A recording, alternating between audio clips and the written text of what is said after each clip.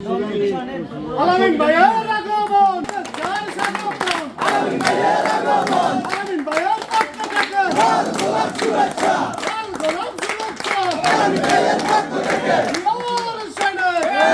ইয়ার সৈনিক লড়াই করো ইয়ার সৈনিক বলো রাজিয়া নাই ইয়ার বাংলা এক জিয়া লুকান্দরা লক্ষ দিয়া ঘরে ঘরে। আসসালামু আলাইকুম রহমতুল্লাহি ওয়া বারাকাতুহু। সর্বপ্রথম আত্মার মাগফিরাত কামনা করছি সেই সব শহীদের, বাংলাদেশের মুক্তিযুদ্ধে যাদের জীবনের বিনিময়ে আমরা এই যুদ্ধে জয়ী হয়েছি, আমরা তাদের আত্মার মাগফিরাত কামনা করি। আসুন সুস্থতা কামনা করি, সুস্থতা কামনা করি। যারা এই আন্দোলনে দেশকে, মাতৃভূমিকে বাঁচাতে গিয়ে আহত হয়েছেন, তাদের সুস্থতা কামনা করি। আর সংগ্রামী বিপ্লবী অভিনন্দন সেই সব গাজীদের যারা এই আন্দোলনে নিজেদেরকে বীরের বেশে প্রতিষ্ঠিত করে বাংলাদেশকে একটি বাক স্বাধীনতা, আত্মমুক্তি পথে এগিয়ে নিয়েছে। সর্বপ্রথম আজকের অনুষ্ঠানে উপস্থিত আমাদের প্রধান অতিথি, আমাদের ফরিদগঞ্জ উপজেলা বিএনপির একজন কান্ডারি, আমার খুবই আস্থাভাজন। বরাবরই আমি সেসব মানুষের পায়ের পা মুছতে আমি পছন্দ করি যাদের বিবেক জাগ্রত, যারা আদর্শবান। ফরিদগঞ্জে আমার মোস্টলি পছন্দের একজন মানুষ আজকে আমাদের সবাইকে অলঙ্কৃত করেছে, আমাদের মাঝে উপস্থিত হয়ে আমাদের শ্রদ্ধাভাজন আবুল কালাম আজাদ ভাই। আজাদ ভাই শুধু নেতা নয়, উনি একজন সেবক, একজন ডাক্তার, একজন আদর্শবান মানুষ। ওনার অনুপ্রেরণায় আমি বেশি অনুপ্রাণিত হই ফরিদগঞ্জে রাজনীতি করার জন্য। আজাদ ভাইকে অভিনন্দন আমাদেরকে সময় দেওয়ার জন্য। আজকে অনুষ্ঠানে আরো উপস্থিত আমার এই অত্র ইউনিয়নের মূল দল, ছাত্র দল, যুব দল, স্বেচ্ছাসেবক দল এবং বিভিন্ন অঙ্গ সংগঠন এবং সহযোগী সংগঠনের নেতৃবৃন্দ, এলাকার মুরব্বিয়ান, আসসালামু আলাইকুম রহমতুল্লাহ। আবার দিলাম আপনাদেরকে। আপনারা হয়তো অনেকে মনে করেছেন যে আপনারা স্বাধীন হয়ে গেছেন। আসলে আমরা এখনো স্বাধীন হতে পারিনি, আমরা জাস্ট নিঃশ্বাস নেওয়ার মতো একটা সুযোগ মাত্র পেয়েছি। আমাদের কিন্তু অনেক দূর গন্তব্য পার হতে হবে। একটি প্রলয়ঙ্কারী সেই ভূমিকম্প যেভাবে কম্পন সৃষ্টির পরে আরো ক্রমাগত কম্পন সৃষ্টি করে, আমরা সেই পজিশনে আছি। আওয়ামী লীগের সেই মেশিন, যে মেশিন তেল ছাড়া চলে, কোনো কারেন্ট লাগে না, সেই মেশিন দেশবাসীকে সজাগ দৃষ্টি রাখতে হবে। আগে আমরা বলতাম যে মানুষ না আওয়ামী লীগ, এই মানুষ না আওয়ামী লীগ এখন একবার আসে হিন্দু হয়ে, একবার আসে পুলিশ হয়ে, একবার আসে আনসার হয়ে, আবার আসে র হয়ে, আবার রিক্সাওয়ালা হয়ে। জন্মেরও ঠিক নাই, এদের চরিত্রেরও কোনো ঠিক নেই। বাংলাদেশে এই শেখ হাসিনার মতো ষড়যন্ত্রবাদ পৃথিবীতে যেখানে আছে তার সমস্যার কোনো শেষ নেই। কিন্তু বুঝতে হবে যে আসলে আমরা স্বাধীনতা পাই নাই, সমস্যার শুরু মাত্র। আমরা কিন্তু সমাধানের এখনো জায়গা খুঁজে পাইনি।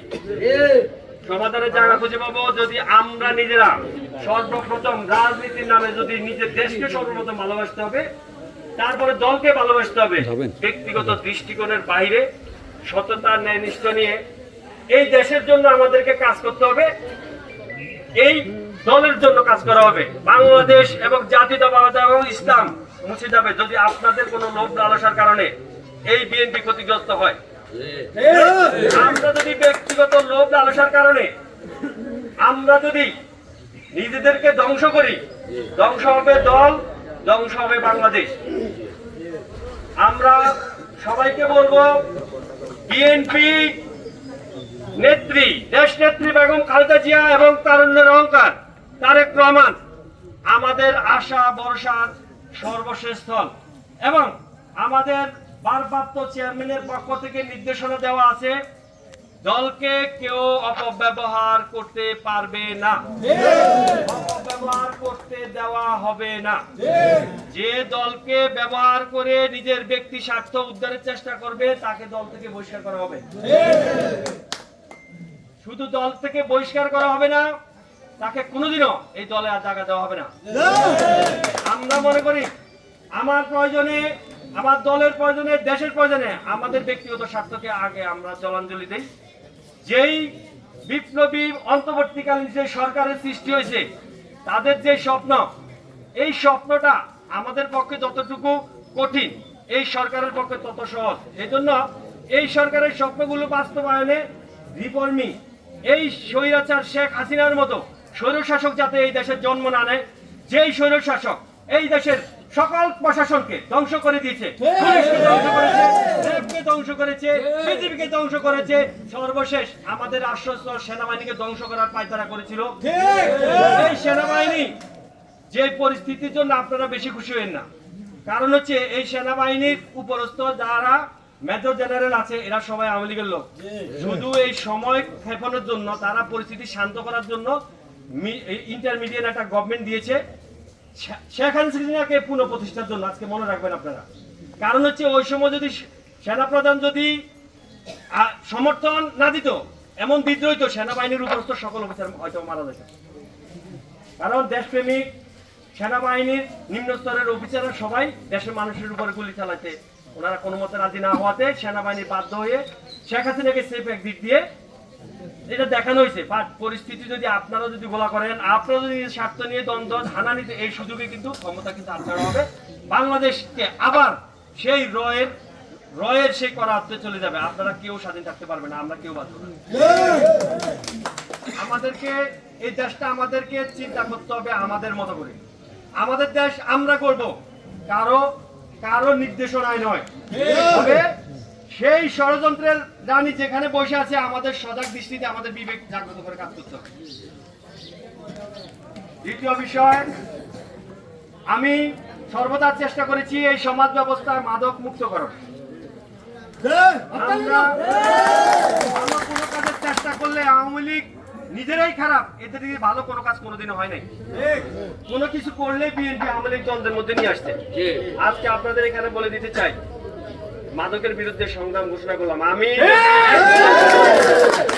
কেউ বাঁচাতে পারবে না ভাই, এই যে যা লাগে আমি করবো। আমি মাদক সন্ত্রাস একজনকে আমি এলাকা থাকতে দেবো না। আমার আপনারা তো ভালো মানুষ হিসেবে জানেন, আমি কিন্তু আমার শত্রুরে কিন্তু মূলের থেকে বিনাশ করি, এটা আপনাদের জানা রাখতে। আমি কিন্তু মানুষ হিসেবে, আমি মানুষের জন্য, গরিবের জন্য আপনার কাদা মাটিতে আমি বসে থাকবো, কিন্তু সন্ত্রাস করে মানুষের দৈনন্দিন জীবনে নাবিশ্বাস তৈরি করবে, আমার সন্তানদের পরবর্তী প্রজন্মকে মাদক দিয়ে ধ্বংস করবে, এদেরকে এলাকায় থাকতে দেওয়া হবে না।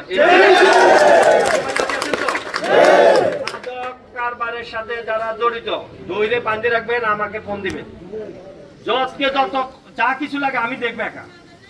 আপনারা শুধু আমার সাথে থাকবেন। সেবনকারী আছে ওদেরকে বাঁধে পিটাবেন।